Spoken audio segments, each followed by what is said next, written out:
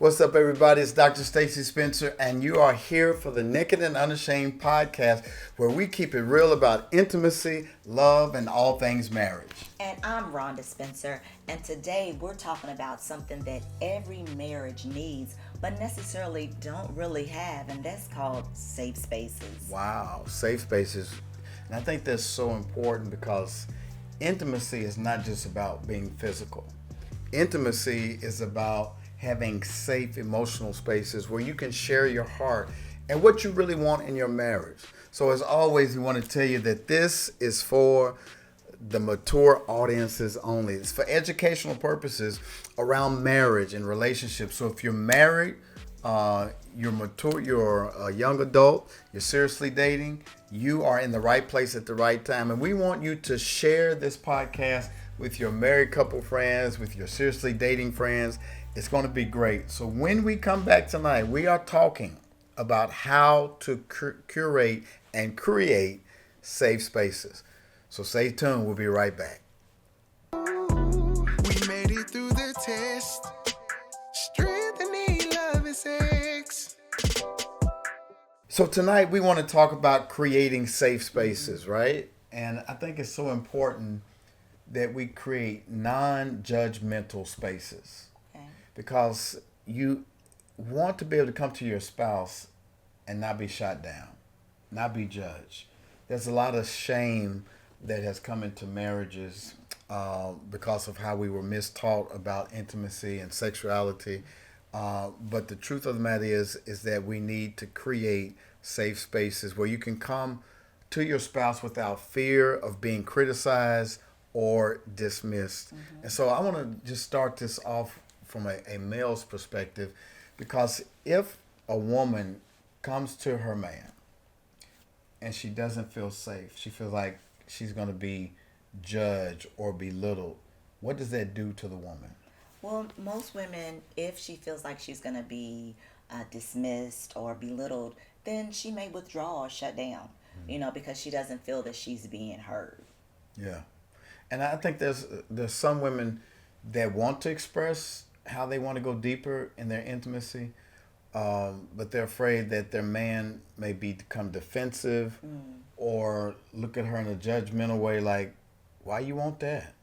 Where'd you get that from? And I think it's important that we are judgment free. There's a little thing that's going out on TikTok now. We listen and we don't judge. So what does that practically look like when a man listens but doesn't judge his wife? Well, there's been many times when men, and sometimes you've been guilty of this as well, where when women talk, that you come to want to fix, whatever the issue, the situation may be. And many times women, we're just processing it, or we may already know the answer or have a good idea of how we really then what y'all want? We just want to process it with our spouse, our loved ones. And maybe if their perspective is a little different from ours, but we don't necessarily want you to say, oh, you need a 3-inch nail, go here and go on to this and do that. No, we may already know. We just want y'all's perspective sometimes. So that's why you jumped to my second point, huh? You got to listen to understand and not fix it. Right. So I want to talk to my brothers out there. Listen. They don't always want you to fix it. And I know it's hard to fight against that grain because as men, we're fixers. We want to come in and be Captain Save a woman. We want to come in and fix the situation, be the superhero. But sometimes they just want you to listen. Listen without trying to figure out. Don't rush in with advice. Just be present in the moment. I was reading a book on coaching today, and it's talking about just being empathetic and being present, being in what we call in ministry is being incarnate, but really it's just being present in the moment, fully engaged to what your spouse is saying. And I think you're very good. You're guilty at this, is reading my face too much. And so every little flare of the nostrils or raising of the eyebrow, like, what's wrong? Are you getting angry? No, I'm very expressive. But you have to be present with your spouse and try to watch your face. The third thing I would say is this, fellas, is own your mistakes and be consistent. I think it's a big part in resolving conflict in relationships is that you own your stuff. Right. Some people say own your, you know what? Right. Own your stuff. Just if you messed up, just say I messed up. You know, you don't have to go round and round and round before you wave the white flag and say you were right 30 minutes ago. Own your stuff. Trust is built when your words match your actions. Yes, definitely. Somebody needs to write that down. Put that in the comments. Trust is built when your words match your actions. And so when you mess up, it ain't enough to say I'm sorry. You got to show the fruits of repentance. How important is that consistency of your actions matching your words? Well, if your actions and your words are not in line together, that creates an unstable part in your wife. Like, okay, well, he said one thing, but he's doing another thing.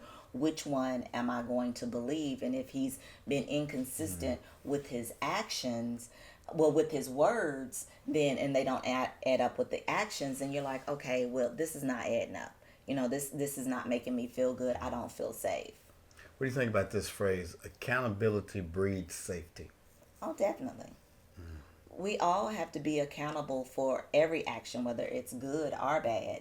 So we have to make sure that in our accountability that we're being true to ourselves, and that is in turn is going to communicate safety to our spouse. I think women need to know that men answer to a higher truth.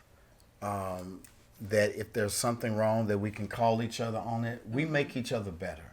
And I think that's the whole goal of marriage, is to make each other better and to be safe spaces. Now, if you're married to somebody that cannot receive feedback or constructive criticism, that is not a healthy space. When people are always short fuse and fly off the handle and get angry easy, that's not a safe space. But if you can create a safe space to where there's accountability and love, that's where trust begins to build. And when you tell your wife, I got you, you need to be able to mean that. We hear this a lot. All a man has is what? His word. His word. And so you want to protect your good name. You want to protect your integrity. Your integrity is who you are when nobody's watching. And can your wife count on you to do what you say you're going to do? Not just your wife, but your children. Whoever you say something, your word is bond. You should be, when you say I got you, it needs to be that. So again, these are the perspectives of a man, of a husband. Been married, what would be this year, 32? It would be 32 years My this Lord, September. my Lord. Yes. And so I've tried my best to create a judgment-free space where my wife can come and say what she needs to say without me flying off the handle. I've tried to listen without fixing. I had to grow on that part, because I want to just be like, she comes in and tells me about something that's going on at work or something, and I just want, well, tell her not to do it anymore. And she's like, no, you don't understand. This woman is tripping. This, da, da, da, da. And so I learned to be like, oh, for real, that is crazy. Oh my, wow. Really?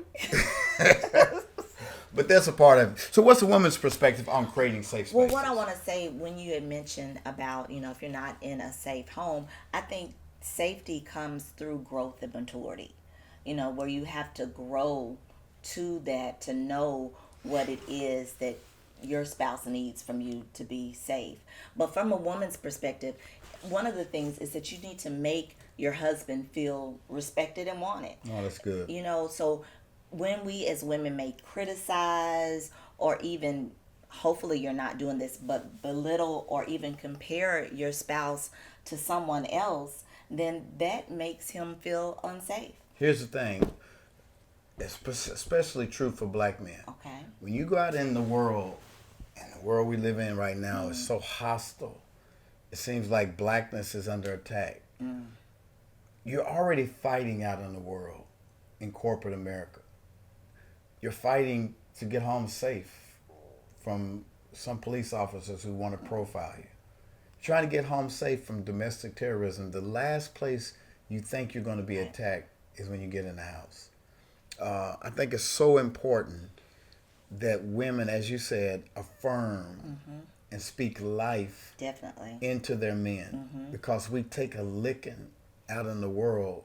We need some loving when we get home. And even we speak life even when he messes up. You know, it may be hard, but make the issue, not your spouse the issue.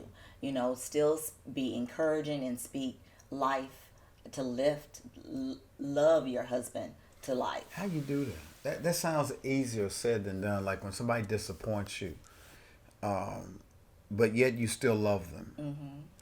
How do you do that without berating and, you know, as they say, kicking somebody while they're down? How do you do that? Again, I believe it comes with maturity and growth, but also being able to see your spouse as human. You know, sometimes we may not see our spouses as being human and having frailties that all humans have, but we have to be encouraging even when we're disappointed. Step back and like look at it and put your own self in their shoes, you know, from that perspective, and then you could be able to still encourage and also set, you know, additional boundaries if needed. I think men need a soft place to land. Oh, definitely. I think creating a safe space for me is when I am just down to my last wit and I have nothing left. There's been times where I want to come home and just collapse on you, and you've allowed me to do that. That's what I mean by soft place to land. You don't want to come through the door and automatically get hit with da da da da. The kids did this or this happened or, you know, look at this bill. It's like I was gonna come and lay on you, but now I want to run from you. But you have consistently made a safe space, a soft space for me to land, and I'm grateful for that. Oh, you're so welcome. You're welcome. But when you're saying having a safe space to land, soft and safe place, that women have to be emotionally available. You know, we want to have our husbands, you know, just dote on us and care about us, but we also need to be emotionally available, especially when they're sharing their struggles or frustrations, that we don't automatically read into it with our own frustration or withdrawal. And as you said, being that soft space to land, and you have to be there for each other. Man, I tell you one thing. A man leans in on the words of the woman he loves. You all have the ability. The Proverbs tells us there's power of life and death is in the tongue. You all have the ability to either build us up or tear us down like no other. Men put a lot of stock into what their women think about them. And I think that's why affirmation is so important. Because if you build us up, we can go run through a wall. We can lift up a truck. We can do superhuman things just by a woman. You got this, baby. You're doing good. But the adverse is also true. If you say something negative and detrimental, it wounds us in places so deep that it takes a lot to recover from that. So I think if women out there knew just how powerful your words are to your husband, you would think twice about how you curate a space in your home, the things you say, the way you receive him, the environment you set. All of that's important. Physical safety leads to what? Physical safety leads to emotional safety. So, you know, most men, they'll come and touch on their wives, but a touch here, a hug there, you know, words of affirmation, you know, that creates that safe emotional space that makes physical intimacy stronger. And it makes it easier too. So when you're touching or hugging, that creates that bond, consistent bond between each other that makes you want to spend more intimate time together. I think it's so important. Physical touch, affirmation, all that's good. I love it when you just spontaneously come up and hug me, you know, in the bathroom or in the morning. You take time, look in my eyes. But then there's other times when you rushing and trying to get out the house, and I'm trying to get my hug, and you look at me like, boy, if you don't move out the way, It be hurt my feelings. Bless your little heart. It's hurt your feelings. I don't feel any sincerity behind what you just said. I'm so sincere. Y'all see what I'm talking about? I'm trying to create a soft space. But yeah, man, it's so important. So what are some practical ways that people can create safe spaces in their home, couples? Well, I love one of the things that we do is that we'll do a check-in, a night check-in, and ask, where you're sitting down together, just one night a week, and ask, how are we doing as a couple? How do you perceive we're doing? Has there been any changes that you perceive this week? So just being able to check in with each other. Yeah, and protecting your bedroom, protecting that space. Be careful of making that a TV room. Don't bring business into the bedroom. You got to light some candles. You got to create an atmosphere and make some rules that we're not going to have certain conversations in this bedroom. I think that helps. Also, apology. Apology practices. So like if I've hurt your feelings this week, own it without excuses. Like own your I'm stuff. sorry, but if you would have such Right, that thing. let's pause right there. The word "but." Whenever you are talking and you say, "Yeah, I apologize," but it's like you wipe away everything you just said. Use the word "and," not "but." So when you apologize, own it. Don't justify it. Right. Don't make excuses. That "but" is a "but." It stinks. Don't use the word "but." Apologize, own it, and stand by it. And then affirm and appreciate. Yeah. Affirm and appreciate. I try to make sure every day I affirm And you do. and appreciate. I Baby, appreciate that salmon and that kale salad last night was amazing. I had 2 bowls. Yes, you did. Me and Jordan both. And so that's important to appreciate. And like you said the other day, thank you for, filling up my tank or whatever it is that I do for you. I think it just goes a long way for the spouse not to feel like they're taken for granted. Absolutely, because those little things, those little deposits, they add up. And they really add up when occasionally we make the mistake and we have to have a withdrawal. So if we got more in the bank, in our love bank, than we have withdrawals, then that's a safe space. Wow. So what we're talking about tonight is creating safe spaces for deeper intimacy. Keith Sweat asked a long time ago, how deep is your love? Sometimes love can't go deep enough because of all the impediments that have created a danger in your relationship. Just like when you have a child, you got to create a safe environment for your child. Put covers over the plug and put padding around the corners of tables. What does it look like to make your marriage, your home, safe for your marriage? It's removing exits and removing impediments that would block good communication, removing sarcasm from your vocabulary. It's carving out time for each other. It's making sure that your spouse doesn't feel judged when they sit down and they talk about the things that they've been wanting and missing in their marriage. It's checking in every now and then to say, how are we doing? How are you feeling about our love life, our sex life? How are you feeling with our level of intimacy? How are you feeling about our communication? Those are the kind of intentional conversations that go deeper. And you cannot be married for all these years and just stay on the surface. At some point, you've got to go deeper. And, the Bible says that still water runs deep, and your marriage should run deep. Y'all should be accustomed to sitting down and having conversations that some other couples will say are hard. But for a couple who's naked and without shame, those conversations should be organic and deeper. And definitely so. And so making sure that you yourself are a safe person where you're always speaking truth and love, that you're giving grace, and that you just loving on your spouse. Yes. Daily. Yes. Listen, we appreciate you guys being with us tonight. Listen, we got an amazing conference coming up in June, a one-day conference. We heard you. A lot of people said, hey, can't travel right now. It's a lot going on in the United States. Where we're going to stick close to home this year, and we're going to be at New Direction Christian Church June the 7th. The Saturday. That's 7th. And this is going to be one of the most amazing, unique conferences we've had in a while. I'm going to tell you why.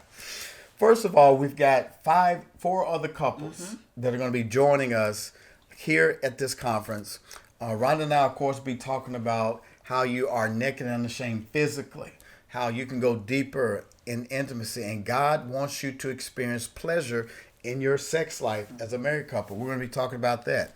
But we also recognize again that sex is just not about physical. It's about emotional. A lot of people can take their clothes off and be naked that way, but can you be naked emotionally? So we're going to be talking about being naked emotionally, and that is going to be with Pastor Myron Thomas and Tori Thomas, his wife.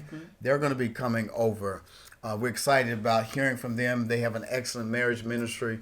And then we're going to be talking about getting naked spiritually. That's going to be with Pastor Dan and Dee Henley.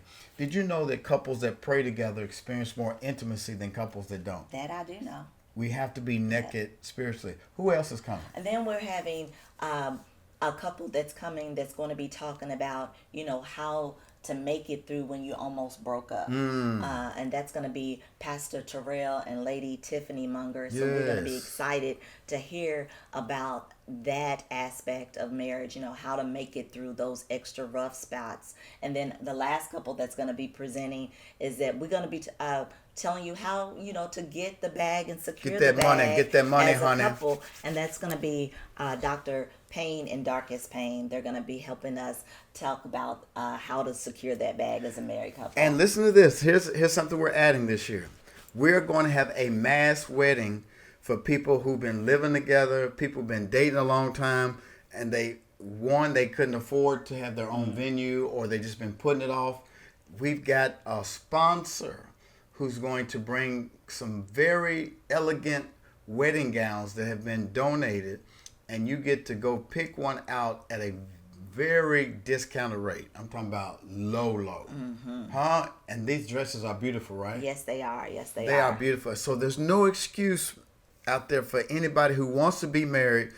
We're going to supply the dress for the woman. We're going to give you the venue. We're going to decorate it. We're going to have a nice banquet style lunch reception after the conference. It's going to be amazing. And you can go sign up. Where can they sign up? You can go to our website, nakedandunashamedSLS.com. Go under events and you'll see it right there. It's our one-day conference called Love Without Limits. Love Without Limits. It's time to take it to the next level. Yes. Listen, we appreciate y'all being on tonight. If you have not subscribed to our podcast, what are you waiting for? Go subscribe to the Naked and Unashamed SLS podcast. And share this with your married couples and your seriously dating friends. And if you know some people out there who want to get married, but for whatever reason they've been putting it off, share with them about the marriage conference, all right? And leave a comment in the section. Let us know what you thought about tonight's episode. And we got something coming up Wednesday, don't we? We do. What we got coming up Wednesday? Cooking with Spencers. Cooking with the Spencers. Yes, we're going to be cooking food. We're doing a 40 days of shape, and we're eating a modified diet, the Daniel's diet. We've added fish. So we're going to help show you how to create this delicious meal and subsequently show you how to do stuff together. I believe that when married couples do stuff together, Absolutely. It strengthens their bond and their relationship. So that's going to be Wednesday night at 6:30 p.m.? 6:30, yes. 6:30 p.m. All right, so listen, guys, get ready. We're going to have a wonderful, wonderful week. We got a lot of great things coming out your way. So please go out and share this with everybody you know. We love you, and we appreciate you being with us on tonight, and we'll see you soon. All right, listen, guys, it's so important that we do stuff together as married couples. That's how your bond gets strengthened. And we got something very special we're getting ready to do. It's called what? Cooking with the Spencers. Cooking with the Spencers. Let them cook. Let them cook. Yeah, so we're going to be cooking together tonight, 6:30 p.m. Every Wednesday night, 6:30 p.m. Central Standard Time. Give them a little teaser. What you going to cook? Well, I'm not going to give you all of my secrets right now, but cooking together is almost like having a little mini date with your spouse, and it can be so much fun. So join us tonight. We're cooking with the Spencers. We'll see you there.